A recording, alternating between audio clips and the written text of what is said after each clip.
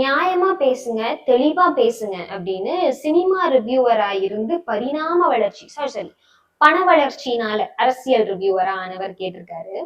நீங்க கரூர் சம்பவத்துக்கு போயிருக்கீங்க, வெளியில வரும்போது அழுகாம வரீங்க அப்படின்னு சொல்லிட்டு ஒரு விமர்சனம் வச்சிருக்காரு. ஒருவேளை நான் சிரிச்சுக்கிட்டே வந்திருக்கணும் போல. ஏன்னா தூத்துக்குடி துப்பாக்கி சூடு சம்பவத்தை பத்தி பிரஸ் பீப்புள் கேட்கும்போது இந்த சினிமா ரிவ்யூவர் அரசியல் ரிவ்யூவரோட மரியாதைக்குரிய ஐயா எடப்பாடி அவர்கள் சிரிச்சுக்கிட்டே நான் அதை டிவி பார்த்தாங்க தெரிஞ்சுக்கினேன் அப்படின்னு நானும் பதில் சொல்லியிருந்திருக்கணும் போல. சரி விடுங்க. அடுத்தது கள்ளக்குறிச்சி சம்பவத்தையும் ஒரு கட்சி தலைவரை பார்க்க வந்து கூட்ட நெரிசல்னால ஒருத்தங்களுக்கு மேல ஒருத்தங்க விழுந்து இறந்ததையும் எப்படி ஒப்பிடுறாங்க அப்படின்னு எனக்கு தெரியல.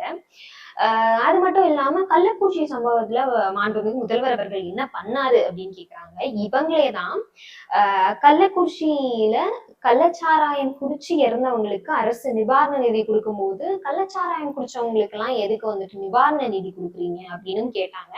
நல்லா பாத்துக்கோங்க, யாரு தெளிவா பேசணும், யாரு தெளிவா பேசுறாங்க அப்படிங்கிறத. அது மட்டும் இல்லாம எதுவும் ஜட்ஜ் பண்ணாதீங்க. ஒரு நபர் ஆணையம் அமைச்சிருக்காங்க, விசாரணை கமிஷன் போயிட்டு இருக்கு அப்படிங்கும்போது நீங்க எதுக்கு ஜட்ஜ் பண்றீங்க அப்படின்னு கேட்டிருக்காங்க. அதே கேள்வியை தான் நானும் திருப்பி கேட்கிறேன். நீங்க எதுக்கு விஜய்க்கு அட்வைஸ் பண்ற மாதிரி ஒரு வீடியோ வெளியிடுறீங்க? அது மட்டும் இல்லாம உங்க மரியாதைக்குரிய எடப்பாடியார் அவர் தான் சொல்லியிருக்காரு, இது திமுகவோட சரிதான், திமுக தான் இதுக்கு எல்லாத்துக்கும் ரெஸ்பான்சிபிள் அப்படின்னு சொல்லியிருக்காரு. நீங்க எதுக்கு ஜட்ஜ் பண்றீங்க அப்படிங்கிறதான் என்னோட கேள்வி.